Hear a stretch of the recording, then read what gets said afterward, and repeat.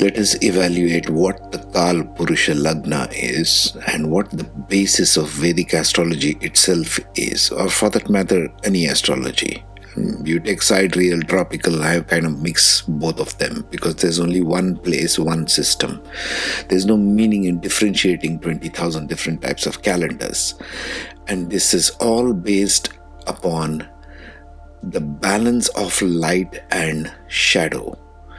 The entire astrology and everything that is the basis of these esoteric sciences of Vedic astrology, or any astrology for that matter, is of balance of light and shadow and how we work with it individually. Okay, so there's Earth. First, we see the Earth in the center. And this is the chart we normally draw in the Vedic astrology system of northern India. This is called the diamond style chart. This looks like a diamond in the center. And here we are going to examine what the Kal Purusha Lagna is, or what the basic fundamental truth of astrology itself is, as the balance of light and shadow, as the balance of the sun's power on earth and everything that affects us on this earth. Yes, that's the first step. So now we see the diamond chart marked with 4 numbers, 1, 4, 7 and 10. We'll come to see what this means. The 1, 4, 7 and 10 are put in the 4 rhombuses in the center of the chart. These numbers correspond to the core, or what is called as the Kendra, the foundation. Kendra means the foundation of a chart. Everything that falls in these houses is given a dominance of play out of energies and life themes in your life. If there are more planets or points in this Kendra, they become powerful in their manifestation in your reality. That's the way Vedic astrology evaluates. The Kendra houses are the most powerful houses because they form the foundation of your very life theme in this life. Why is that? Let's see number 3. Now I have added the 4 movable signs there: Aries, Cancer, Libra and Capricorn. All these 4 signs are movable signs, or what is called as cardinal signs in tropical astrology. So Aries, Cancer, Libra and Capricorn form the basis. Why are we always forming this the basis of Kal Purusha Lagna? Well, let's see. In number 5. This is because the Earth's movement around the Sun creates seasons, and those seasons are basically divided into 2 equinoxes and solstices as the defining point. Our year should technically begin at the Vernal Equinox, or the beginning of the Aries month. Okay? And then we move on to Cancer. Cancer falls in the summer solstice. Solstice is where the sun stands still, or appears to stand still. Equinox is where the light and shadow are balanced on the earth, equal amounts of day and night. Solstice is where the sun appears to stand still in the sky. That is, it's seemingly at the same spot before it goes on to the next cycle. So we are moving in cycles of equinoxes, 2 equinoxes there, Vernal Equinox and Autumnal Equinox, the Aries and the Libra, versus the 2 solstices, the summer solstice of Cancer and the winter solstice of Capricorn. These seasons that we are living on this planet is what is defining the Kal Purusha Lagna, because this is where we are living, this is the system we are living, this is the earth we are living in, this is the seasons we experience. Maybe northern hemisphere, maybe southern hemisphere is different. The seasons might differ, but the earth is still the same. The balance of light and dark on this planet is still the same, defined by the movement of the earth around the sun. Simple. This also means that we should be having defining points in a year in our calendars, with the new year beginning in Aries, solstice going into evaluation points. The half-year evaluation point should be Libra, month of Libra. Okay? And in Capricorn, we should be taking once again a pause. So Aries falls in March, Cancer falls in the end of June, Libra falls towards September, and Capricorn towards December. This should be the way we should evaluate our calendars. It is already being done in Hindu calendars of Vedic Astrology. It's called the Panchanga, which defines these equinox points and the solstice points. And different kind of goals are set, targets are set, evaluation is done. At an individual level and as a collective, we should be doing this. There is nothing like New Year on a January. The Gregorian system is rubbish. It doesn't define anything with respect to the balance of light and dark and light and shadow on the planet. We are dealing with balance of light and shadow. The whole astrology is about balance of light and shadow. Every planet has a light and shadow. Every sign has a light and shadow. Everything in a chart is about balance of light and dark. Okay?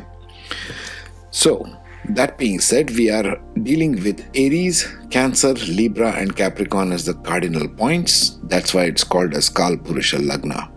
Now you might say, well, equinox is an equinox. What am I supposed to do on an equinox? Let's see what the equinox is. Both the equinoxes are equal amounts of light and shadow on the planet.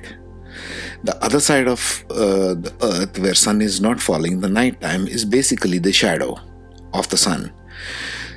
The lit side is the lit side of the planet. So earth is always in a balance of light and shadow of the sun. So the equinox is good for initiating points of a new cycle because there is equal amount of light and dark on the planet. So this means these vernal equinox and autumnal equinox become defining points of what you want to achieve, what you want to examine here. What I suggest we examine and what I have taken from many sources is the balance of inner and outer, because it is Aries and Libra opposing each other. So we have to study the balance points. Balance points of what? Here in case of Aries and Libra, think Aries and Libra for a minute. Balance between inner and outer. Balance between the self and other. Balance between male and female. Aries is very male-like. Libra is very female-like. Okay? Although it's a male sign, we shall see all those complexities later on. Balance between light and shadow. Because these are balance points, the number 1 and the number 7 are the balance points. Okay?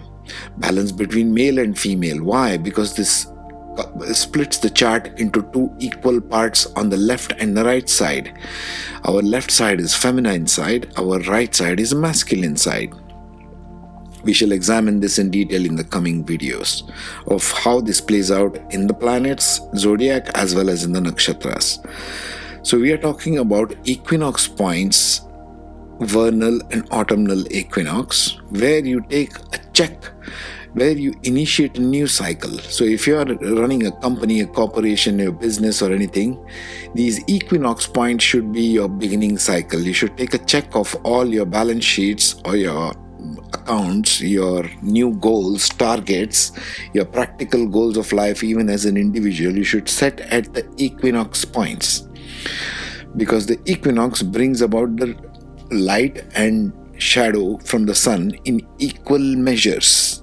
The equality factor is there. It's all about balance. As you can see, the key word here is balance.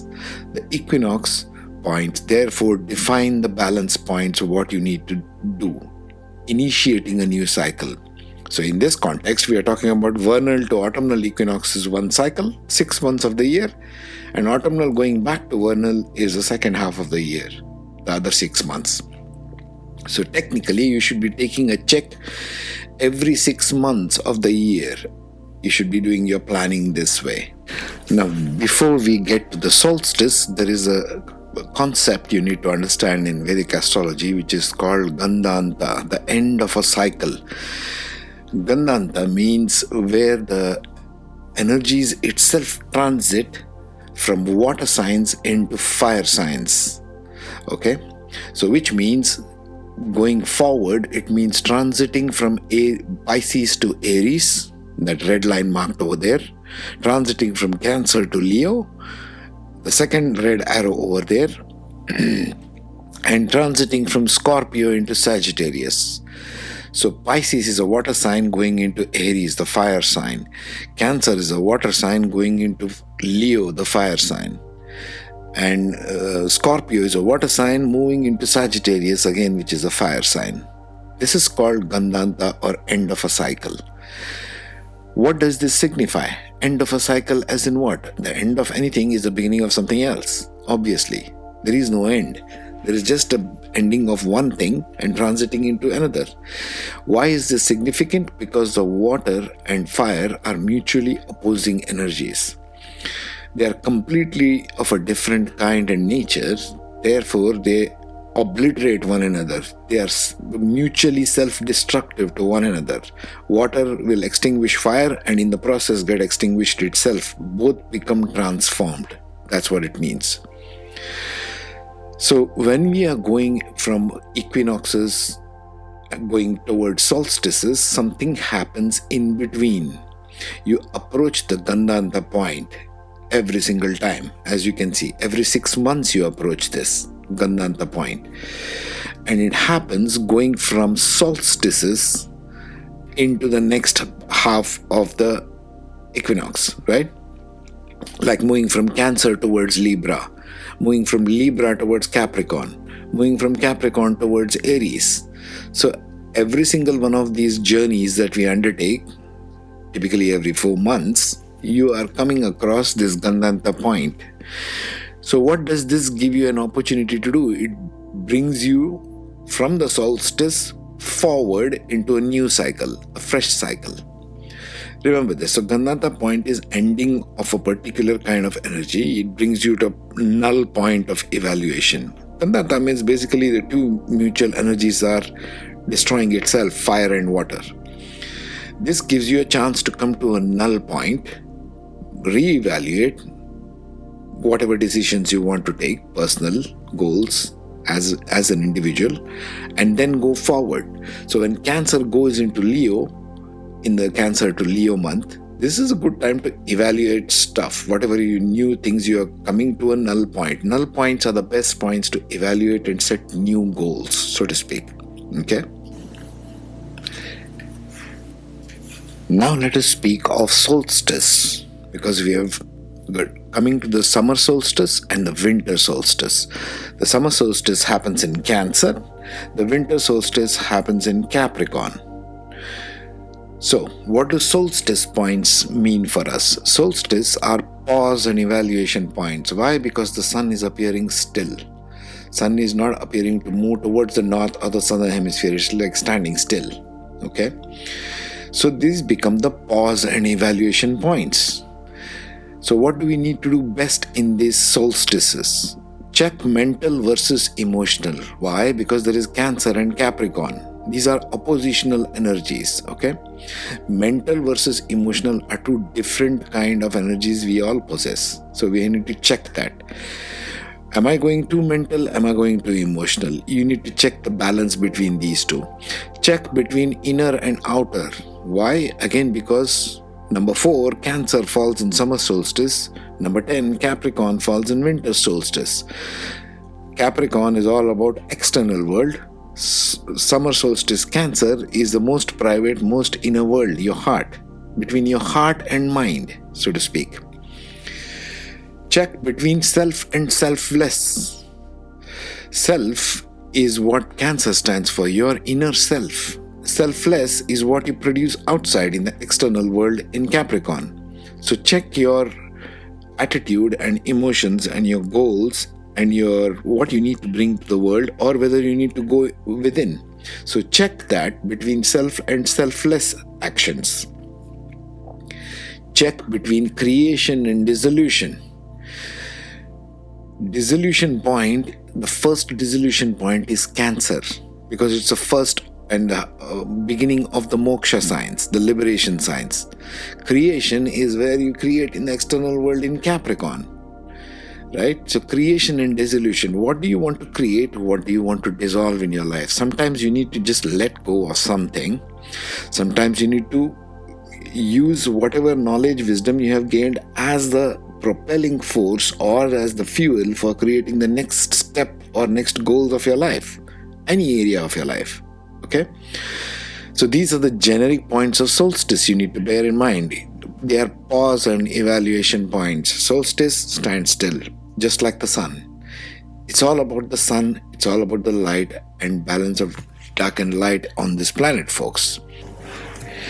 In the next one, we shall get into details of the same chart, of the same Northern India Vedic style chart, but now we will talk in terms of day and night and how this affects the different houses, and we'll get into that. Okay? So keep watching, take care, be safe.